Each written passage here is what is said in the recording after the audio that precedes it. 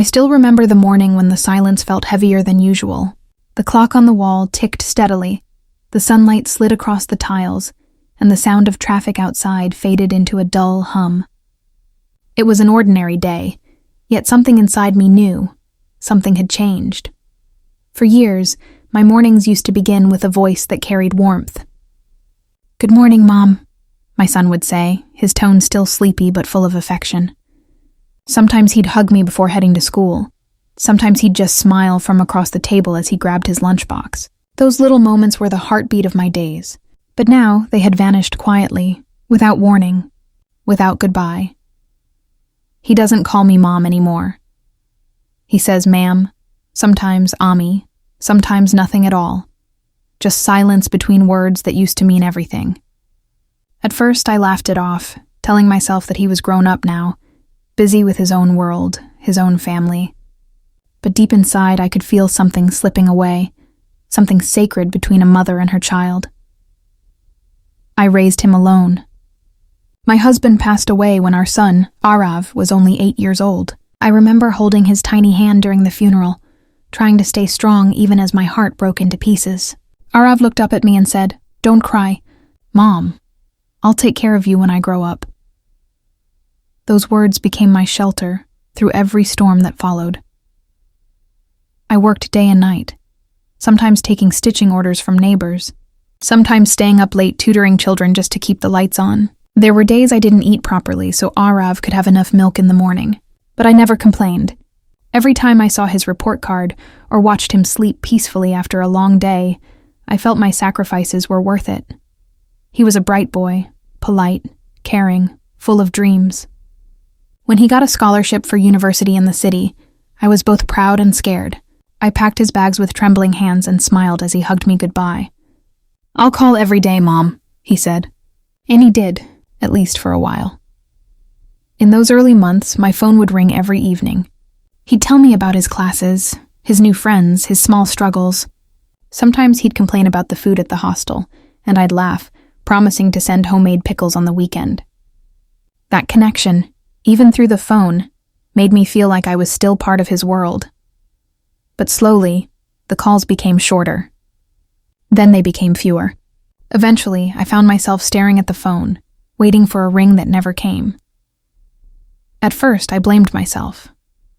Maybe I was too emotional. Maybe I held on too tight. I tried not to message him too often, thinking I might annoy him. I told myself, he's busy, he's studying hard, he'll call when he can. But deep inside, a quiet ache began to grow. Years went by, and Arav graduated. I remember the day he called to tell me he had found a good job, his voice full of excitement. I was overjoyed. I felt like all those sleepless nights, all those sacrifices had finally meant something. He said, "Mom, I'll come visit soon." But soon stretched into months, then a year. He visited briefly once, tall, confident, wearing a suit that made him look like a man I didn't quite recognize. He brought along a young woman, his colleague, he said. They were polite, friendly, but in a way that felt distant. When he hugged me before leaving, it was light and quick. I remember standing by the doorway after they drove away, holding the shawl I had draped over his shoulders when he arrived. It still carried his faint cologne, and for a moment, I pressed it to my face, pretending he was still here. Then came the news of his marriage. I found out not through him, but through a mutual family friend. My son had gotten married in a small ceremony in the city. When I called to ask, he hesitated. "I was going to tell you, Mom," he said softly. "It was all so sudden." I congratulated him, pretending my heart hadn't just cracked in two. "I'm so happy for you," I told him. And I meant it. At least I tried to. Every mother wants her child to be happy. But happiness, I realized, sometimes comes with a price. And sometimes that price is distance. After his marriage, I waited for his invitation to visit. I imagined myself cooking for the two of them, sharing stories, helping his wife settle into the home. I even started knitting a blanket as a gift for her, but weeks turned into months again. The calls became even rarer. When I finally gathered the courage to visit the city myself, I stood in front of their apartment door, clutching a small bag of sweets and that knitted blanket. A woman opened the door, beautiful, poised, wearing a polite smile. "You must be Arav's mother," she said, her tone gentle but formal.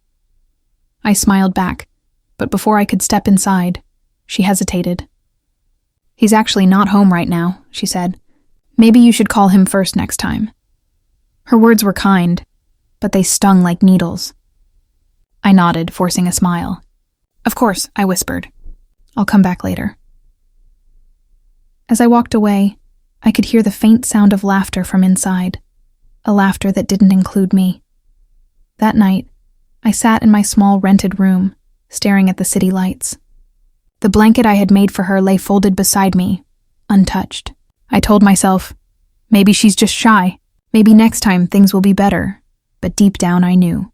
I could feel my place in his world shrinking, slowly fading into the background.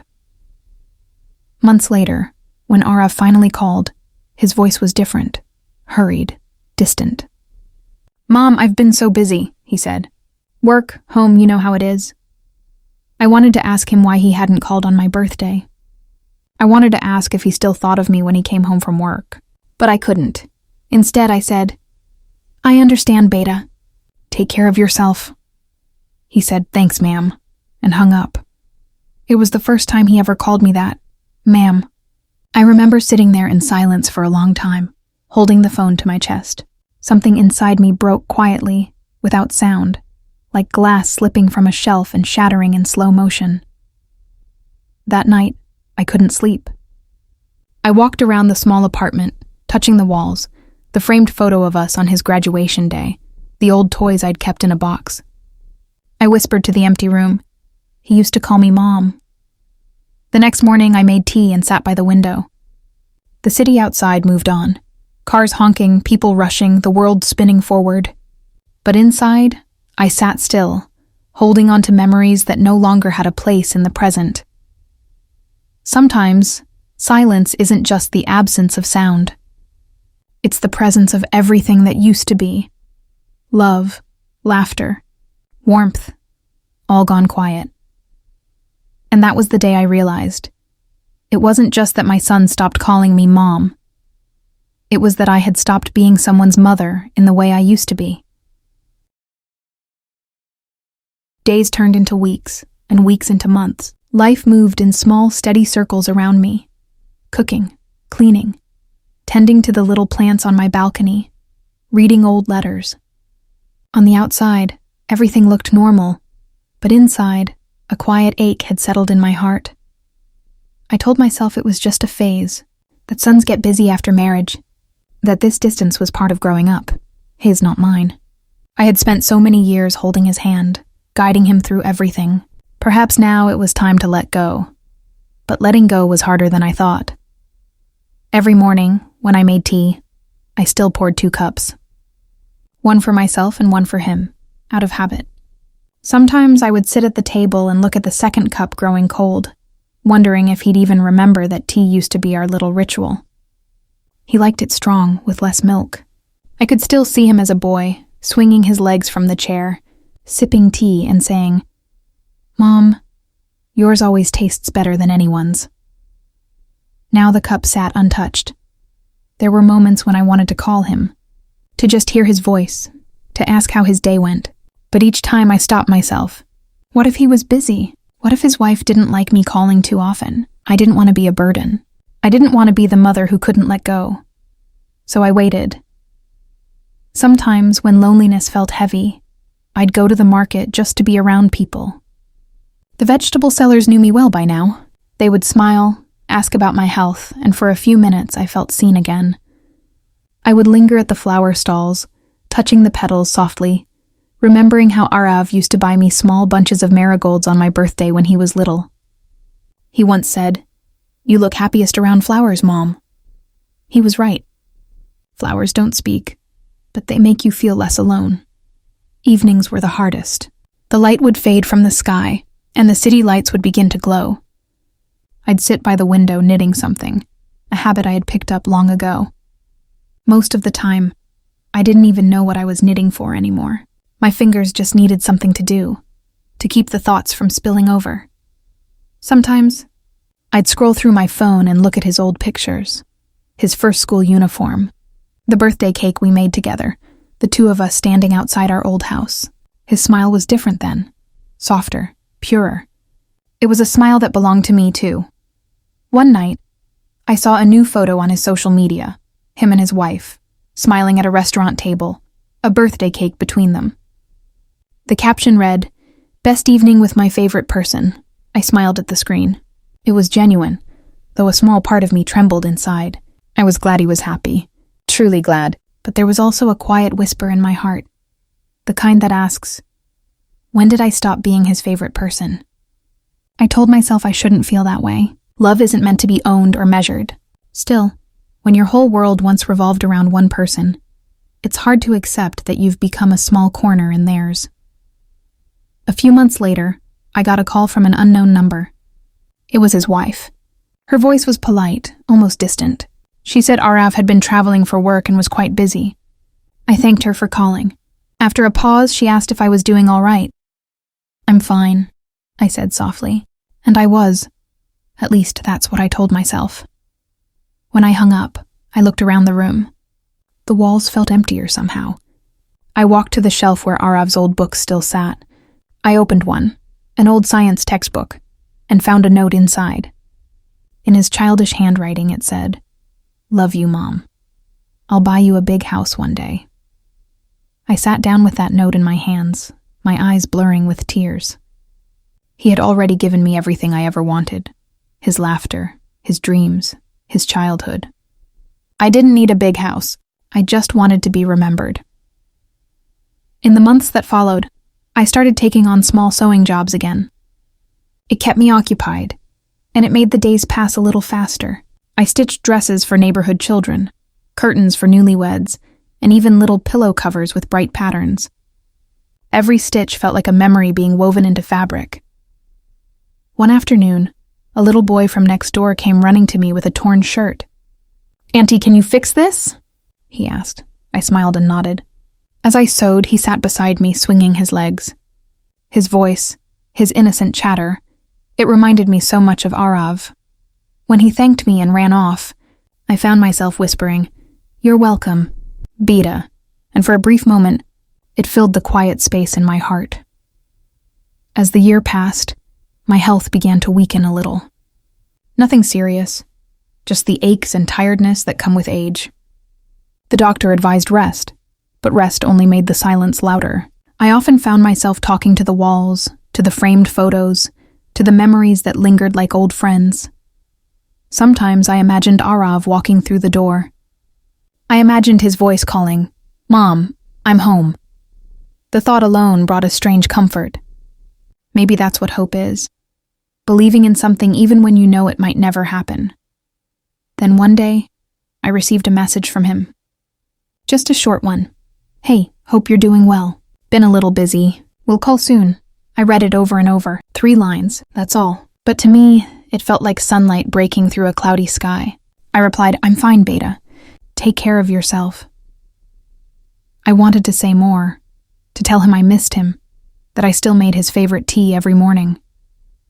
But I stopped myself. Mothers often carry love silently. After that message, he didn't call for several weeks. But I held on to those words, "We'll call soon," as if they were a promise. To fill my evenings, I began visiting the nearby park. There were benches under large trees, and the sound of children playing always brought me peace. I would sit there for an hour, sometimes knitting, sometimes just watching the sky change colors. There was an elderly couple that came regularly too, the man pushing his wife's wheelchair, both smiling as they fed the birds together. Watching them made me think of what life could have been if my husband had lived longer, if our little family had stayed whole. But fate doesn't ask for permission. It simply moves forward.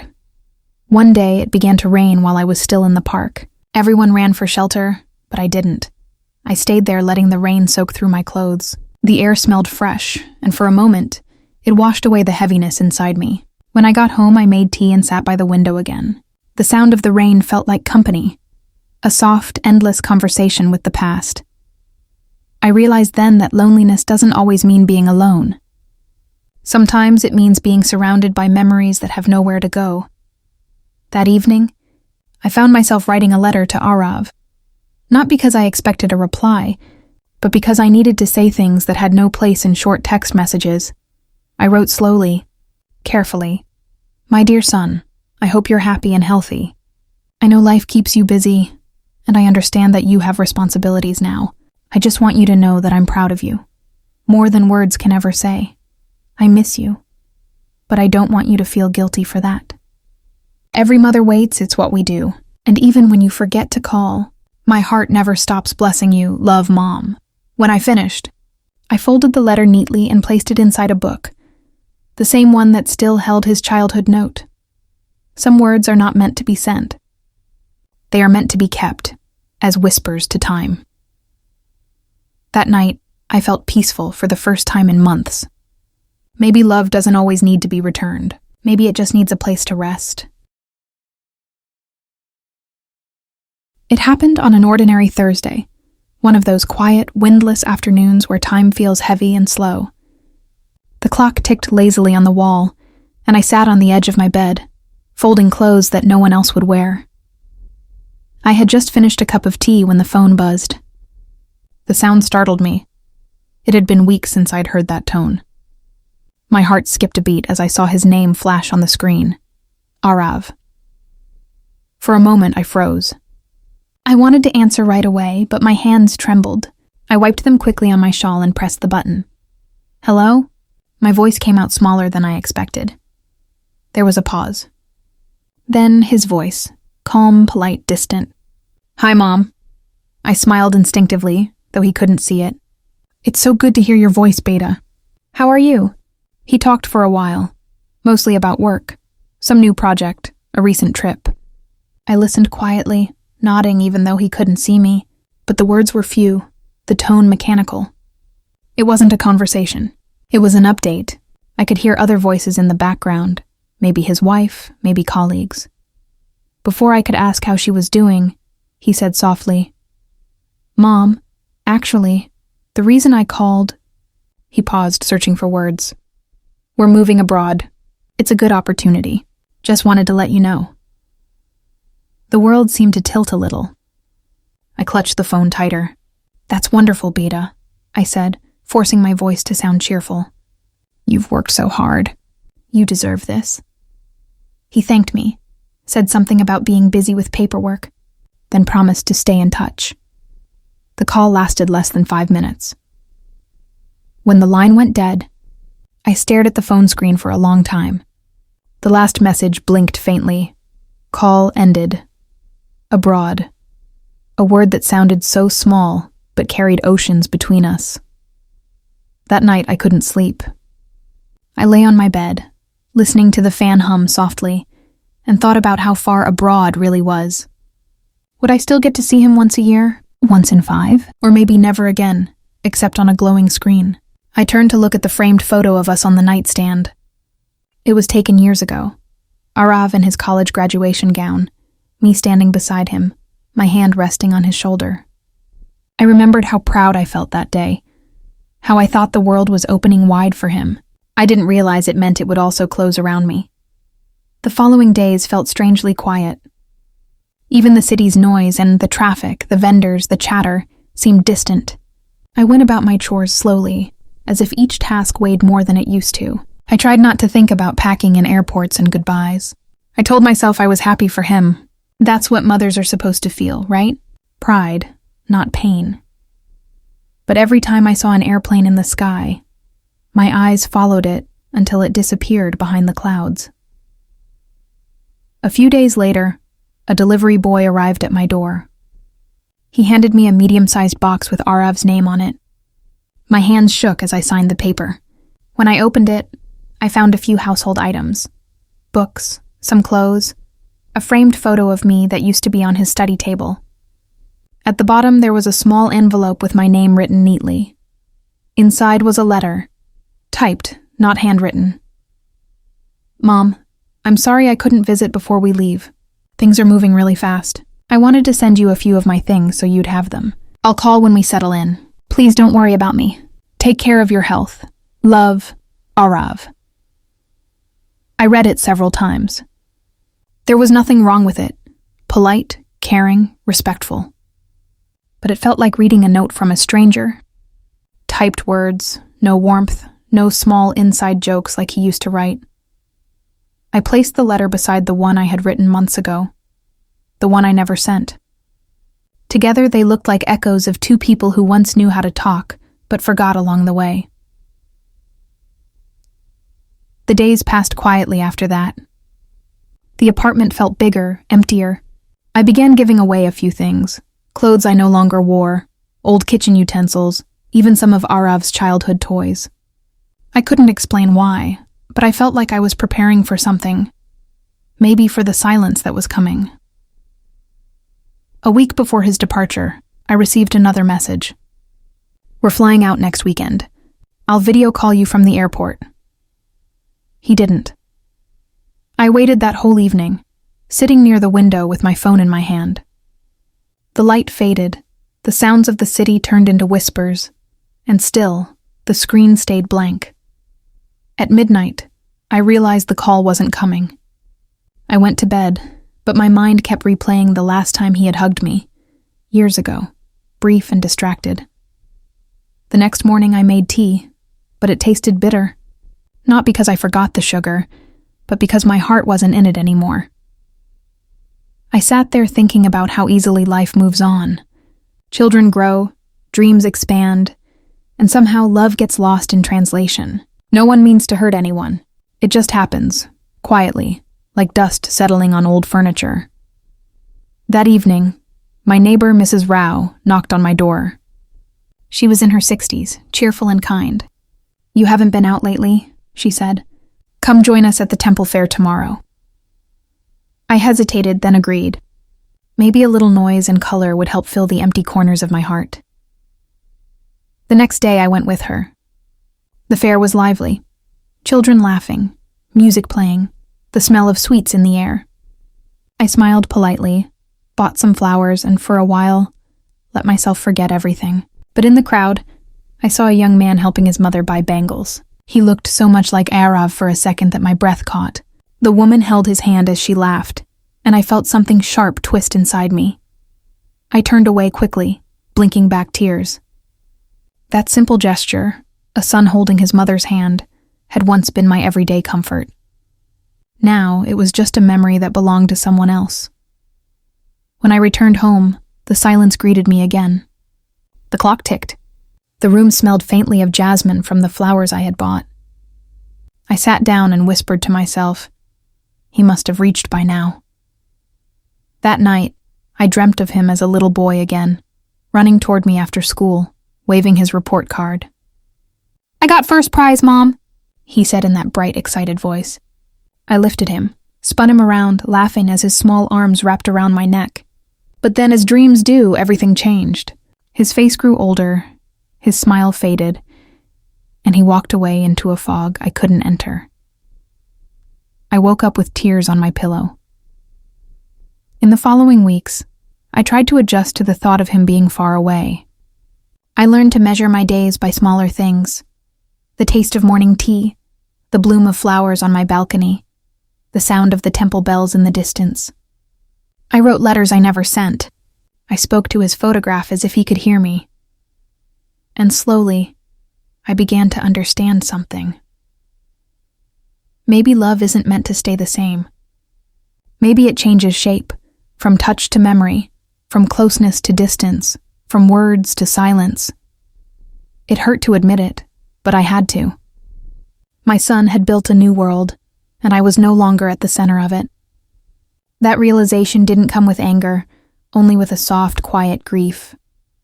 Still, I prayed for him every night. I prayed that he would find joy, that he would never feel the emptiness I did, because that's what mothers do. Even when forgotten, they keep loving. Even when not called Mom, they keep being one. One evening, as the sun dipped low, painting the walls in orange light, I whispered to myself, maybe this is what growing old means. Learning to love from far away. The words comforted me, even though they hurt. I didn't know it then, but life still had one more moment waiting for me. A quiet, unexpected gesture that would change how I saw everything. The first few months after Arav moved abroad felt like walking through fog. The days blended together, each one quiet, each one somehow the same. The morning sun would fill my little kitchen. I'd make tea, water the plants, and sit by the window, my small world still turning, even if his had moved far away. I thought I would cry more. I thought I would break down. But I didn't. Tears had turned into something else, something softer, almost invisible. It wasn't sadness anymore. It was emptiness. And emptiness, I learned, doesn't always roar. Sometimes it just hums quietly in the background of life. At first, I waited for his calls like someone waits for rain in a dry season. Every time my phone buzzed, my heart jumped, only to find it was a wrong number, a delivery message, or a call from a friend. Eventually, I stopped waiting by the phone. It wasn't that I gave up. I just grew tired of hoping. One morning, I woke up and decided I needed to do something different. I had been living inside the walls of memory for too long. Arav had his own life. Maybe it was time I found mine again. So I joined a small community center nearby. They offered free classes, art, yoga, and reading groups for older people. The first day I sat quietly at the back of a painting class, unsure of what I was doing there. The instructor gave us brushes and colors and told us to paint what we felt. I looked at the blank canvas for a long time. I didn't know how to paint. I hadn't held a brush since school. But then, without thinking, I began to paint a small figure. A woman standing by a window. Sunlight touching her face. A single cup of tea beside her. Around her there was quietness, but her eyes looked calm. When I stepped back and saw it, I realized it was me. I smiled, a small, peaceful smile. For the first time in years, I felt something light inside my chest. Not happiness exactly, but peace. I started going to that class every week. Slowly, I made friends. Other women my age, each with her own story. Some had children living abroad. Some had lost their husbands. Some were simply alone. When we talked, there was comfort in the shared understanding. No one judged. No one pitied. We simply listened. One woman, Lotta, became especially close to me. She was soft-spoken and kind. We often sat together after class, sharing snacks and stories from our younger days. One afternoon, she said something I never forgot. When children grow up, we stop being the center of their world. But that doesn't mean we stop being mothers. It just means we love from a distance. I nodded. Her words sank deep into me. That evening, I came home and looked around my apartment. For the first time, it didn't feel like a place of waiting. It felt like my own home again. I cleaned the shelves, rearranged the furniture, and hung my painting on the wall. It wasn't perfect, but it reminded me that I was still here, still capable of creating something beautiful. Days turned into weeks again, but this time, they didn't feel heavy. I began writing in a small journal every night, small notes about my day, things I saw, how I felt. Sometimes I wrote letters to Arav but never sent them. Writing became my way of speaking when there was no one to listen. Then, one afternoon, I received an email. It was from Arav's wife. My heart raced as I opened it. She wrote that they had settled well abroad, that life was busy but good. She thanked me for raising him so well, said he was doing great at work, and attached a few pictures of their new home, their garden, and one of them smiling in front of a tall building. At the end, she wrote, "He talks about you often, you know. He misses your cooking." That line, simple, almost casual, filled my eyes with tears. I didn't realize I had been holding my breath until that moment. He missed my cooking. He remembered. It was strange how such small words could feel like a hug across oceans. I closed the email, sat back, and smiled through tears. Maybe he didn't call often. Maybe he forgot birthdays. But deep down, he still carried a part of me. That night, I cooked his favorite dish, aloo paratha with butter, even though there was no one to share it with. As I ate, I imagined him as a child again, sitting across from me, asking for one more. The memory was so vivid that I could almost hear his laughter. After dinner, I stepped out onto the balcony. The sky was full of stars, scattered like the moments we once shared. I whispered, "I'm happy for you, Beta." And the wind carried my words into the night. The next morning, something inside me felt lighter. I made tea and poured 2 cups again. One for me, one for memory. It wasn't out of sadness anymore, but out of gratitude. Those years, those moments, they were real. They were mine, and no distance could take them away. A few days later, at the community center, we had a small event where everyone shared their art and stories. When it was my turn, I stood before the small group and spoke softly. "I used to think love meant holding on," I said. "But now I know. Sometimes love means letting go, quietly, gently, without anger, without demand. It means wishing someone happiness, even if that happiness doesn't include you." When I finished, there was silence. Then, one by one, they nodded. Some smiled. Some had tears in their eyes. And in that moment, I didn't feel alone. After the event, Lada came to me and said, "You should share your story with others. You have such warmth in your words." I laughed softly. "It's just an ordinary story," I said. She shook her head. "No story told with love is ordinary." That night, as I lay in bed, her words echoed in my mind. Maybe she was right. Maybe there's value in quiet lives too. In the way we endure, the way we love, the way we heal without anyone noticing. As weeks passed, I continued to find peace in small things. The sound of rain, the laughter of children playing downstairs, the soft glow of the lamp in the evening. These became my companions. Life didn't feel empty anymore. It just felt quieter, gentler.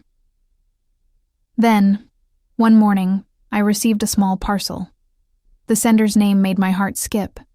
Arav. Inside was a scarf.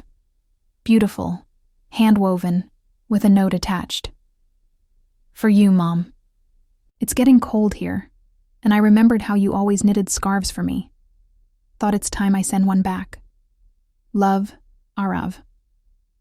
I held the scarf close to my chest, inhaling the faint scent of new fabric. My eyes blurred, and I smiled through the tears. It wasn't a grand gesture. It wasn't a long message. But it was enough. Sometimes love returns quietly, without fanfare. It arrives in small packages, in simple words, in moments that say, "I remember you." That evening, I wore the scarf and sat by the window with my tea. The city lights shimmered in the distance. I didn't cry. I just sat there, feeling the warmth of that cloth and the warmth of his thought. For the first time in years, I didn't feel forgotten.